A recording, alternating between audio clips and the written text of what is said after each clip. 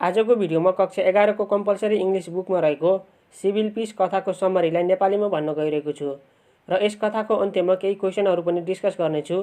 त्यसैले भिडियोलाई अन्तिमसम्म हेर्नुहोला र च्यानललाई सब्स्क्राइब गर्नुभएको छैन भने कृपया सब्स्क्राइब गरिदिनु होला र भिडियोलाई एक लाइक गर्न नभुल्नुहोला भन्दै धेरै लेट नगरी आजको समरी सुरु गरौँ है त।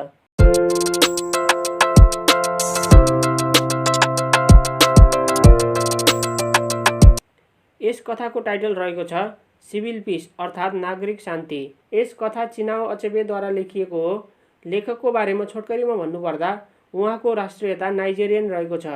उहाँको जन्ममितिको कुरा गर्नुपर्दा 1930 नोभेम्बर महिनाको 16 मा नाइजेरियाको ओगिडी भन्ने ठाउँमा भएको थियो र मृत्यु सन् 2013 मार्च महिनाको 21 मा भएको थियो।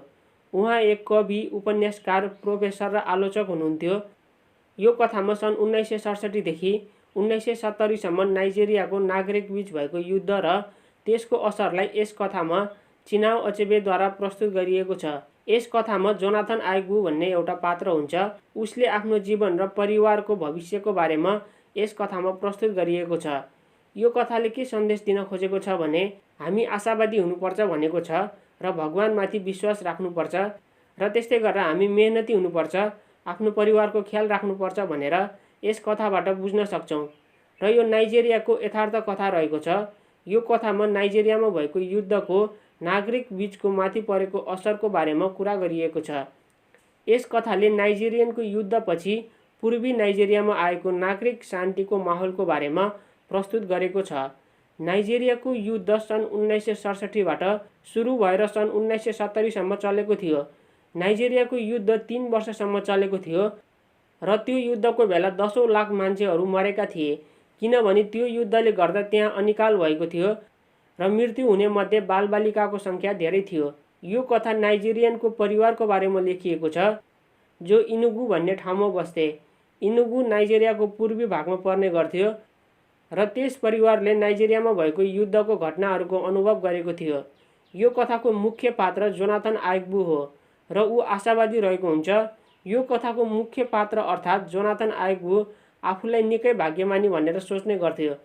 उसको जीवनमा चमत्कारी कसरी भएको थियो भने ऊ त्यो युद्धबाट 5 अमूल्य आशीर्वादहरू लिएर आएको थियो र त्यो युद्ध पश्चात ऊ र उसको श्रीमती मारिया र उसको अर्को 4वटा बच्चाहरूमध्ये 3 जना जिउँदै थिए र उसको कान्छो छोरो त्यो युद्धको कारण मृत्यु हुन पुगेको थियो र उसको कान्छो छोरा त्यो युद्धको कारणले गर्दा मृत्यु हुन पुगेको थियो र उसको परिवारमा जम्मा 5 जना व्यक्तिहरू त्यस युद्धपछि सुरक्षित भएका थिए र उसले आफूलाई भाग्यमानी कसरी ठान्थ्यो भने उसको कान्छो छोराको मृत्यु भए पनि आफूसँग 5 जना जीवितै छन् भनेर आफूलाई भाग्यमानी सोच्थ्यो। र उसको जीवनमा अर्को चमत्कारी कसरी भएको थियो भने उसँग एउटा पुरानो साइकल थियो र उसले त्यो साइकल नाइजेरियामा भएको युद्धपछि आफ्नो पुरानो साइकल राम्रै अवस्थामा पाएको थियो र जब उसको जीवनमा चमत्कारहरू हुन्थे उसले एउटा शब्द अर्थात् डायलग भन्ने गर्थ्यो र त्यो डायलग के थियो भने नथिङ पजल्स गड अर्थात् भगवानलाई केही कुराले छेक्न सक्दैन भनेर उसले आफ्नो डायलग अनुसार भन्ने गर्थ्यो। र युद्धको समयमा उसले आफ्नो साइकल गुमाइसकेको थियो किनभने त्यस लडाईँको कमान्डरले त्यो साइकल जफत गर्न लागेको हुन्छ। त्यसैले पनि उसले आफूसँग चमत्कार भएको सोच्छ र त्यो कमान्डरले साइकल लिन लाग्दा जोनाथन अर्थात् यस कथाको पात्रले के सोच्छ भने उसले साइकल नलिएर घुस लिएर मान्छ कि भनेर अनुमान गर्छ। उसले त्यो कमान्डरलाई 20 पाउन्ड दिएर आफ्नो साइकललाई आफूसँग राख्छ र त्यसपछि उसले आफ्नो साइकल माटो मुनि पुरिदिन्छ र उसले आफ्नो साइकल त्यो पुरेको ठाउँबाट निकालिसकेपछि उसले आफ्नो साइकललाई ट्याक्सी जस्तै गरेर प्रयोग गर्न थाल्छ र उसले आफ्नो साइकललाई ट्याक्सीको रूपमा प्रयोग गरिसकेपछि लगभग 2 हप्तामा उसले 115 पाउन्ड कमाएको थियो। त्यसपछि जोनाथन इनुगु भन्ने ठाउँमा जान्छ र त्यहाँ आफ्नो घरको खोजीमा गएको हुन्छ र ऊ त्यहाँ पुगिसकेपछि उसले आफ्नो घर पहिलेकै अवस्थामा देख्दा ऊ अचम्ममा पर्छ। युद्धको लडाईहरूले गर्दा घरको केही भाग नभए पनि ऊ आफ्नो घर देख्दा खुसी नै देखिन्छ र उसले आफ्नो घर मर्मत गर्नुपर्छ भन्ने मनमा लाग्छ। त्यसैले उसले घर मर्मत गर्नका लागि केही सामानहरू जम्मा गर्छ जस्तै काठहरू, केही धातुहरू र उसले घर मर्मत गर्नको लागि एउटा सिकर्मी पनि बोलाउँछ। घरको मर्मत गरिसकेपछि उसले आफ्नो परिवारसहित त्यस घरमा फिर्ता हुन्छ। ऊ र उसको परिवार त्यस घरमा आइसकेपछि धेरै मेहनत गरेर पैसा कमाउन सुरु गर्छन् र आफ्नो जिन्दगी नयाँ तरिकाले जिउन सुरु गर्छन्। उसका बच्चाबच्चीहरूले आँप टिप्ने गर्थे र मारियाले नास्ता पसल खोलेकी हुन्छे र जोनाथनले युद्धभन्दा पहिला माइन्स अर्थात् खानीहरूमा काम गर्ने गर्थ्यो। जब उसले फेरि त्यो खानीमा एक कामदारको रूपमा काम गर्न नपाउने कुरा थाहा पाइसकेपछि उसले सिपाहीहरूको लागि बार खोलेको हुन्छ र उसको त्यो व्यवसाय घरभन्दा अलि टाढा हुन्छ र युद्धपछि आफूसँग घर परिवार र नयाँ व्यवसाय हुँदा भगवानसँग आभारी हुन्छ र धेरै समस्यापछि उसको परिवारले धेरै मेहनत गरेको हुन्छ र सरकारबाट उनीहरू पुरस्कृत हुन्छन् र केही खजाना सरकारलाई फिर्ता दिएकोमा उनीहरूलाई 20 पाउन्ड उपहारको रूपमा त्यहाँको सरकारले दिएको हुन्छ र उसले त्यो पैसा गोजीमा राखेर त्यहाँबाट आफ्नो घरतिर जान्छ। घर जाने क्रममा बाटोमा त्यो पैसा चोरी हुन्छ कि भनेर उसले डरको महसुस गर्छ। त्यो रातमा जोनाथन एकदमै आत्तिएको थियो र अबेरसम्म सुत्न सकेन र जब ऊ सुतेको थियो त्यसपछि ऊ सुतेको कोठाको ढोकामा कसैले ढकढक गरेको आवाजले ऊ बिउजन्छ र उसले को हो भनेर प्रश्न गर्छ र उसलाई थाहा हुन्छ त्यहाँ चोर आएको छ भनेर र उसको परिवारले पुलिस र छिमेकीहरूलाई खबर गर्छन् तर त्यहाँ सहयोगको लागि कोही पनि आउँदैनन् र सहयोगको लागि कोही पनि नआएपछि उनीहरूले सहयोग माग्न बन्द गर्छन्। जोनाथन र उसको परिवार एकदमै डराएका थिए। उसको बच्चा र मारिया रोइरहेका थिए र जोनाथनले निराश अनुहार लगाएको थियो र चोरले उनीहरूलाई जिस्काइरहेको थियो र धम्काएको पनि थियो र जोनाथनले त्यस्तो नगर्न भनी दुःख व्यक्त गरेको थियो र उनीहरूले 100 पाउन्डको माग गरेका हुन्छन्। आफ्नो माग पूरा भएन भने जबरजस्ती कोठाको भित्र आउँछौ भनेर धम्काइरहेको थियो र उसले आफ्नो सबै अवस्था ती चोरहरूलाई बताउँछ। त्यहाँ अवस्था झन् बिग्रिएको थियो र ती चोरहरूले केही राउन्ड गोली पड्काएका थिए। त्यो सबै भइसकेपछि उसको बच्चा र मारिया फेरि रुन सुरु गर्छन् र ती चोरहरूले उनीहरूलाई रुन बन्द गर भनिरहेका हुन्छन्। हामीहरूले केही पैसा मात्र मागेका हौं र पैसा पाउन साथ हामी यहाँबाट फर्कन्छौँ भनेर उनीहरूलाई त्यस चोरहरूले भन्छन् र आफूले सरकारबाट उपहारको रूपमा पाएको पैसाको बारेमा ती चोरहरूलाई बताउँछन् र आफूसँग 100 पाउन्ड छैन भनेर उसले दुःखका साथ ती चोरहरूलाई सुनाउँछ। घरमा भएको सबै पैसा 20 पाउन्ड जति हुन्छ।